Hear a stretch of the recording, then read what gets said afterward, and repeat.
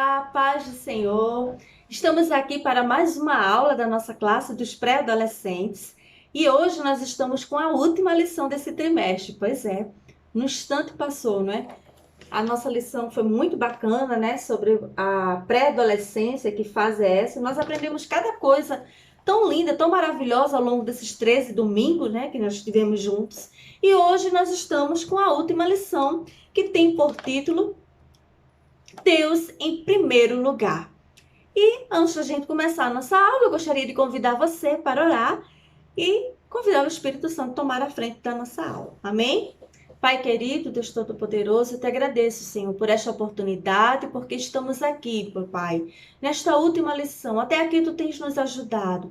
Eu te peço, Senhor, que tu venhas falar ao nosso coração, que tu abençoes a cada um que esteja escutando neste momento e que a tua palavra, Senhor, possa penetrar no coração dele e ele poder pôr em prática, Senhor, os teus ensinamentos. É o que eu te peço em nome de Jesus. Amém.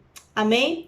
E o nosso texto áureo, né, aquele que está aí para você decorar, que é o A Bíblia Diz, está lá em Marcos, capítulo 12, versículo 30, e diz mesmo assim: ame o Senhor seu Deus com todo o coração, com toda a alma, com toda a mente e com todas as suas forças. Um versículo muito forte, muito bonito, que eu gostaria que vocês decorassem, colocassem isso em prática na vida de vocês, escrevesse até no caderno, na parede, sei lá, em qualquer canto, para deixar marcado, porque é muito lindo isso que está aqui na nossa lição. E a nossa lição, ela está baseada no texto que está lá em Mateus, capítulo 6, versículo 33, que eu também convido você a acompanhar agora, que diz mesmo assim: portanto, ponham em primeiro lugar na sua vida o reino de Deus e aquilo que Deus quer, e Ele lhes dará todas essas coisas. Amém? E a nossa lição de hoje está dividida em 3 pontos. O primeiro ponto está lá, meu bem maior. O segundo ponto, minha lista de prioridades. E o terceiro ponto, Deus acima de todas as coisas. E é muito importante. E o comentarista, ele começa falando aqui, ele faz uma pergunta bem bacana, e ele diz assim: o que é que você considera de mais importante na sua vida? E muitos vão responder que é sua família, que é meu pai, minha mãe, meus amigos, meus estudos, sei lá. E vai ter alguém que vai dizer que Deus é o mais importante na minha vida. Aí ele faz uma pergunta que a gente tem que refletir. Será que Deus ocupa mesmo o primeiro lugar das nossas vidas? Porque falar é muito fácil. Falar, qualquer pessoa pode falar. Agora, na prática, Deus ocupa o primeiro lugar na nossa vida? É importante, né? A gente pensar sobre isso. E é isso que a gente vai debater hoje nessa lição, que a gente vai falar sobre isso, tá certo? E no primeiro ponto, que é aqui, meu bem maior, aí ele começa dizendo que as pessoas que não temem a Deus, né, o bem maior delas é a riqueza, né? Procuram enriquecer, procuram dinheiro. E muitos, né, tem várias formas, né, de enriquecer, né, de buscar, de correr atrás disso. Algumas pessoas se dedicam a estudos e começam a estudar, outras aprendem a investir, outras sei lá, abrem um próprio negócio, né? Começam a trabalhar para si próprios, e outros querem enriquecer de forma ilícita, né? Acabam roubando ou tentando enriquecer de forma mais fácil, né? E rápida. E isso é um problema que acontece, porque hoje as pessoas buscam muito isso, a riqueza. A briga, né? Por aí, às vezes tem discórdias em empresas, no meio político, por causa do dinheiro. E olha lá o que diz Mateus, capítulo 10, versículo 37 ao 39. Eu gostaria que você acompanhasse aí, tá na nossa lição, e eu vou projetar para a gente ler e comentar um pouquinho sobre isso, que é bem importante. Acompanha aí. Porém, os que querem ficar ricos caem em pecado ao serem tentados e ficam presos na armadilha de muitos desejos tolos que fazem mal e levam as pessoas a se afundarem na desgraça e na destruição. Pois o amor ao dinheiro é uma fonte de todos os tipos de males. E algumas pessoas, por quererem tanto ter dinheiro, se desviaram da fé e encheram a sua vida de sofrimento. É muito forte esse texto, né? Ele começa dizendo aqui, eu quero que vocês, assim, que algumas pessoas, por quererem ficar rico, né, acabam ficando presos nos seus próprios desejos tolos e acabam fazendo mal e levam as pessoas à desgraça ou destruição por essa sede pelo dinheiro. E ele diz aqui uma coisa muito, muito interessante. Ele diz assim, que o amor ao dinheiro é a fonte de todos os tipos de males. Preste atenção que ele não diz que é o dinheiro. Ele diz que é o amor ao dinheiro. Né? Aquela pessoa que ama tanto dinheiro que acaba prejudicando, como ele diz assim, né? Que se desviam da fé, prejudicam outras pessoas. Eu não sei se vocês já estudaram sobre isso, mas em 1929 houve uma crise na Bolsa de Valores em Nova York e muitas pessoas perderam milhões, foram dormir ricos e acordaram pobres. Então, muitas pessoas perderam milhões em dinheiro e houve um grande surto de suicídios, pessoas que tiraram sua própria vida porque se viram pobres, porque tinham amor ao dinheiro.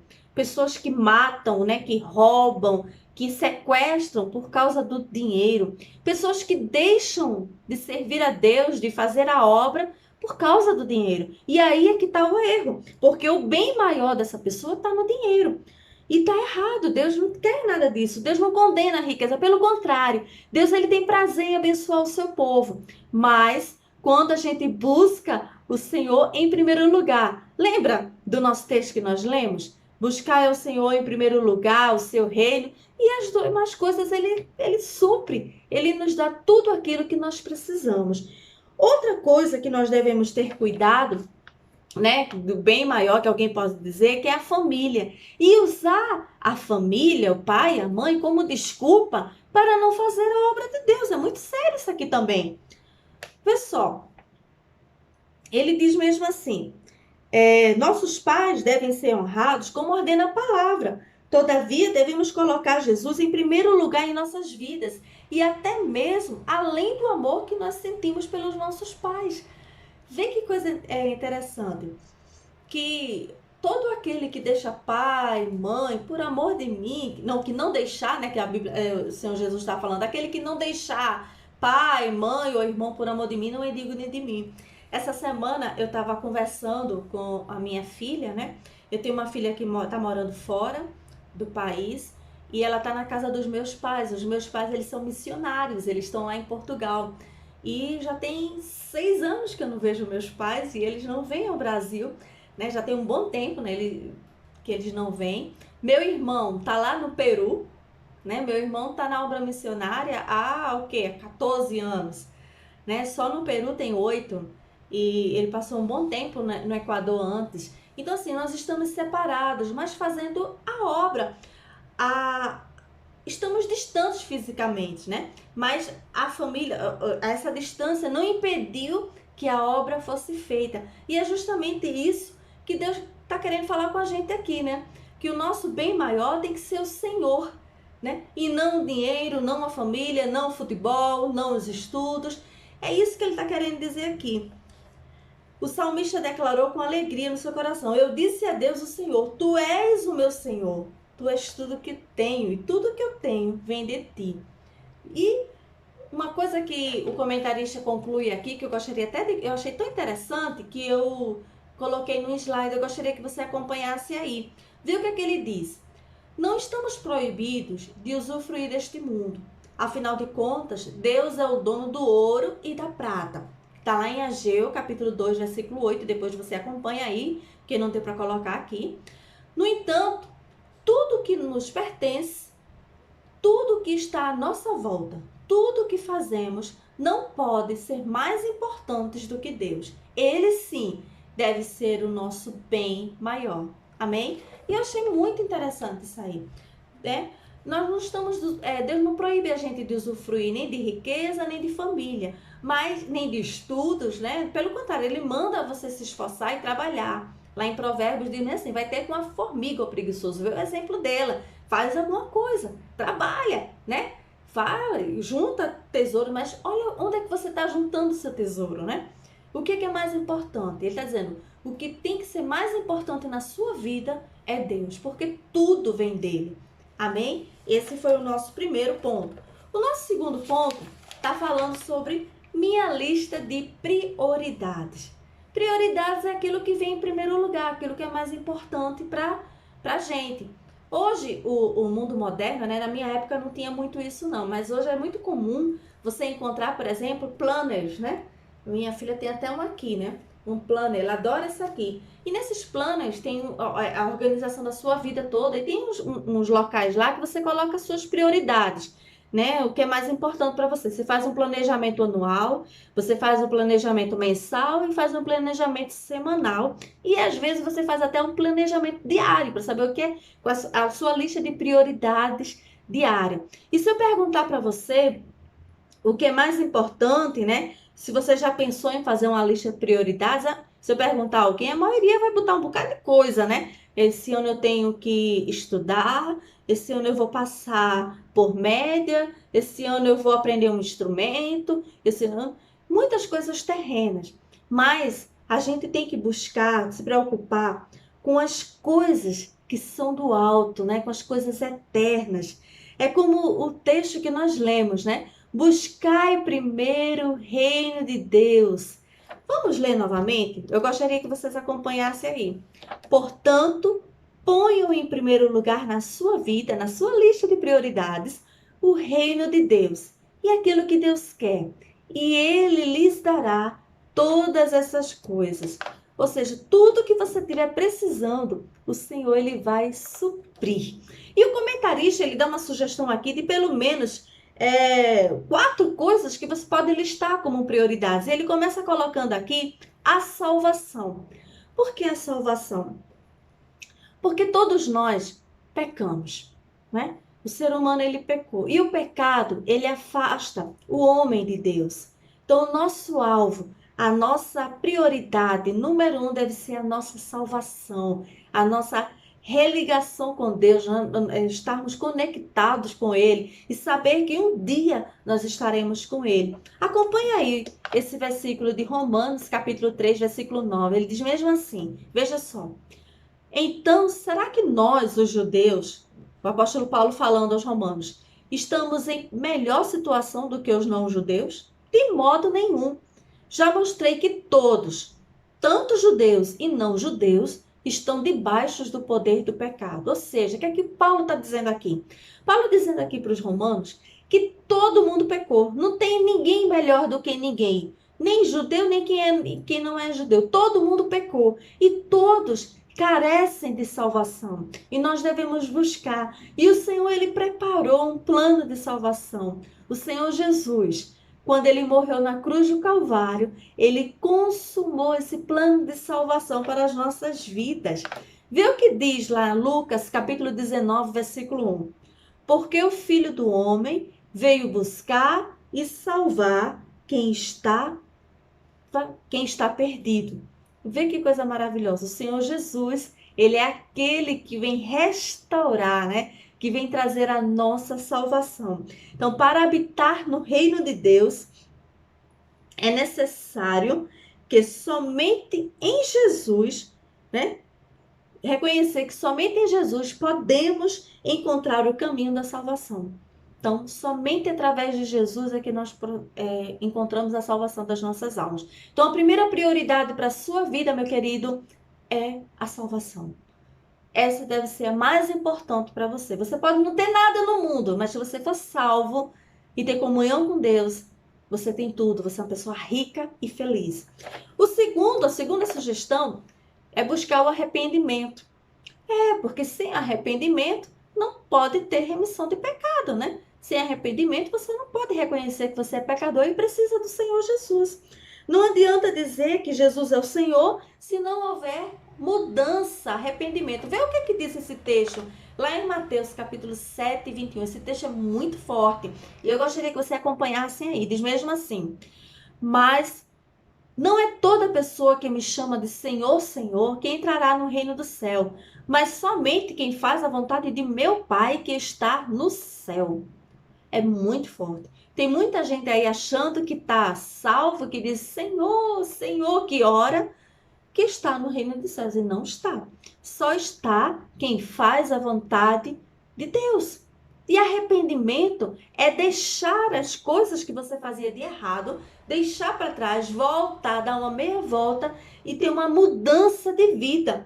Olha o que diz esse texto aí em 2 Coríntios, capítulo 5, versículo 17. Ele diz mesmo assim: quem está unido com Cristo é uma nova pessoa. Acabou-se o que era velho e já chegou o que é novo. Eu deixo as coisas de pecado para trás, eu me arrependo, eu deixo tudo que eu fazia de errado para trás, o que era velho, e agora é uma nova vida, chegou uma nova vida, porque eu estou unido com Cristo. Então, a segunda prioridade da sua vida, meu querido adolescente, é o arrependimento.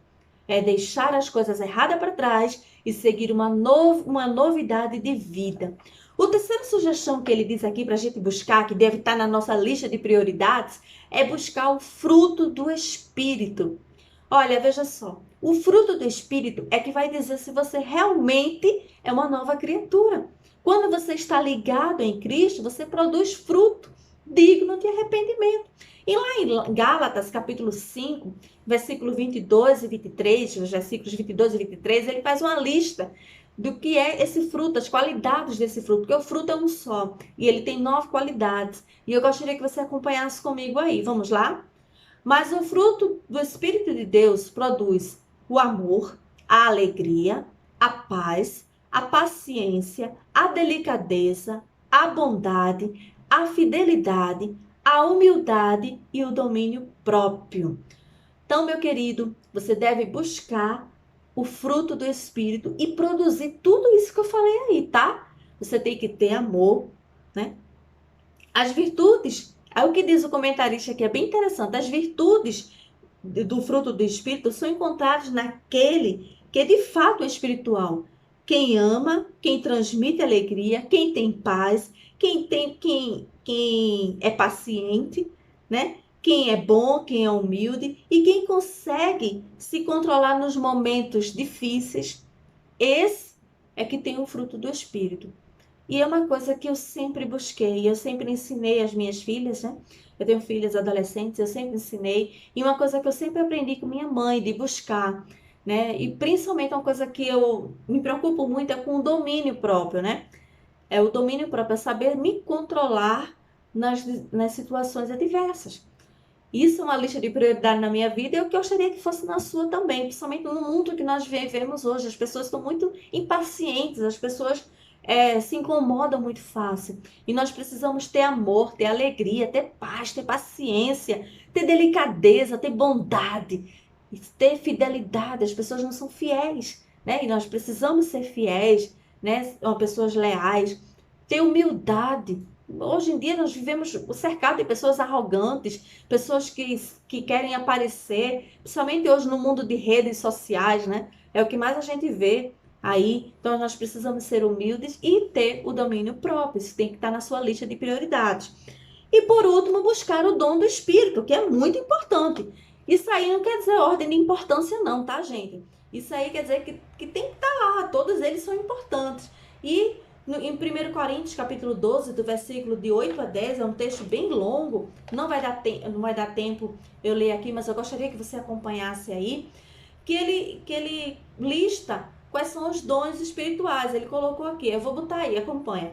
Mensagem de sabedoria, mensagem do conhecimento, fé, poder de curar, poder de fazer milagres, anunciar a mensagem de Deus, discernir os espíritos, falar em línguas estranhas e interpretar. Nós devemos buscar isso, irmãos, principalmente nos dias de hoje. Isso nos dá poder, nos dá ânimo para fazer a obra de Deus e ter um conhecimento muito maravilhoso daquilo que o Senhor quer para nossas vidas. Amém? Então essa aí tá a nossa lista, é só uma sugestão da nossa lista de prioridades. Aí você busca isso no reino de Deus e as outras coisas o Senhor vai suprir na sua vida. E o terceiro e último ponto tá falando que Deus acima de todas as coisas. E ele começa falando daquele homem, né, um religioso, um fariseu, chegou perto do Senhor Jesus e perguntou a ele qual era o mandamento mais importante. Aí o Senhor disse: amar ao Senhor Deus acima de todas as coisas. Está lá em Mateus capítulo 22, versículos 36 e 37. E como é que é amar ao Senhor acima de todas as coisas? É como eu disse, né? É muito fácil falar, mas tem gente que no momento de adversidade, ele corre, esquece Deus, deixa Deus para lá. Porque um pastor mudou da igreja, porque não houve uma cura como ele esperava, porque ele não passou numa prova que ele queria passar, ou sei lá, porque contraiu uma doença ou perdeu um emprego, as pessoas acabam deixando Deus de lado. Eu conheço pessoas assim. Mas olha o que diz lá em Romanos capítulo 35, do 35 a 39, mas eu selecionei só alguns versículos e eu gostaria que você acompanhasse aí, que é muito importante. Diz mesmo assim: então, quem pode nos separar do amor de Cristo? Serão os sofrimentos, as dificuldades, a perseguição, a fome, a pobreza, o perigo ou a morte? Pois eu tenho a certeza de que nada pode nos separar do amor de Deus. Nem a morte, nem a vida, nem os anjos, nem outras autoridades ou poderes celestiais, nem o presente, nem o futuro, nem o mundo lá de cima, nem o mundo lá de baixo. Em todo o universo, não há nada que possa nos separar do amor de Deus, que é o nosso, por meio de Cristo Jesus, o nosso Senhor. Então, meu querido, nada pode ocupar o lugar de Deus na sua vida, nem separar você do amor de Deus. Você tem que amar o Senhor acima de todas as coisas. E não deixe que nada seja uma desculpa para que você não faça a obra do Senhor. Mesmo você jovem, mesmo você adolescente, você pode fazer sim algo para o Senhor. Não deixa que nenhuma desculpa venha tirar você das aulas da escola dominical, nem da reunião dos adolescentes, nem do ensaio do grupo de louvor, nem do grupo dos adolescentes. Não, faça a sua obra. Veja o que diz Eclesiastes 12:1. Lembre-se do seu Criador enquanto você ainda é jovem, antes que venham os dias maus e cheguem os anos em que você dirá: não tenho prazer na vida. Então, o que é que o escritor aqui, Salomão, né, ele está dizendo? Lembra do teu Criador quando você ainda é jovem. Amém? E faça a obra do Senhor. E deixe que Deus ocupe o primeiro lugar da sua vida. Amém? E essa foi a nossa lição. Eu agradeço muito por você ter me acompanhado até aqui. Que Deus abençoe você poderosamente. E eu gostaria de apresentar e convidar vocês para as próximas lições. Para você ter uma ideia, nós vamos falar sobre Jesus, o nosso Salvador. E tem vários temas muito bacanas, né? Que vai desde o nascimento de Jesus, a vida dele, o ministério, até a morte e ressurreição. E, por fim, a nossa vida, né, com o rei no reino de Deus. Então é muito importante, eu convido você, não perca nenhuma aula e coloque Deus em primeiro lugar da sua vida. Amém? Vamos orar? Pai querido, Deus Todo-Poderoso, te agradeço, Senhor, por esta lição, por esta aula, que eu possa, Senhor, colocar-te em primeiro lugar na minha vida, que o meu aluno, que o meu ouvinte possa colocar-te, Senhor, em primeiro lugar na vida dele. Nos abençoa, fica conosco, Pai. É o que eu te peço em nome de Jesus. Amém. Amém. Até a próxima aula.